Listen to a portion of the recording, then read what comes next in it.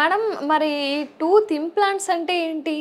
Tooth implants అంటే tooth తీసేస్తాం అనుకోండి, అంటే వెరీ వర్స్ సినేరియోలో పన్ను తీసేయాల్సిన అవసరం పడుతుంది.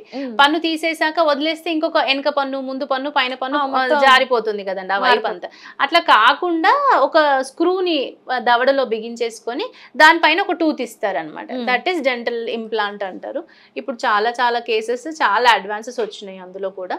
ఇమీడియట్ లోడింగ్ ఇంప్లాంట్స్ కూడా చేస్తున్నారు. అంటే పన్ను తీసిన రోజే అదే రోజు టూత్ ని ఇంప్లాంట్ చేసుకోవడం. Same day.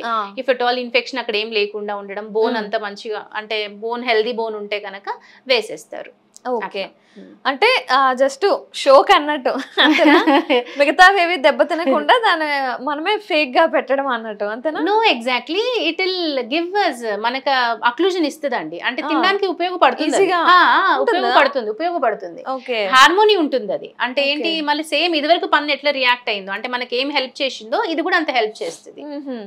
It will help. అంటే మళ్ళీ దానిపైన పన్ను భాగం క్రియేట్ చేస్తాము, స్క్రూ భాగం కాకుండా దానిపైన పన్ను భాగం క్రియేట్ చేస్తాం. దాని మీద అనాటమీ అంటే డీటెయిల్స్ ఉంటది కదా, పాత పన్ను డీటెయిల్స్ ఇస్తాం. అంటే సేమ్ పాతది ఎలా ఉందో అలానే ఎగ్జాక్ట్లీ అట్లానే ఉంటది. కాకపోతే మీరు ఎందుకు ఆ మాట అంటున్నారంటే దానికి బ్లడ్ సప్లై లేదు కాబట్టి అంటున్నారేమో. కాకపోతే ఇప్పుడు ఇదే ఇంటిగ్రేట్ అయిపోతుంది మన బాడీకి.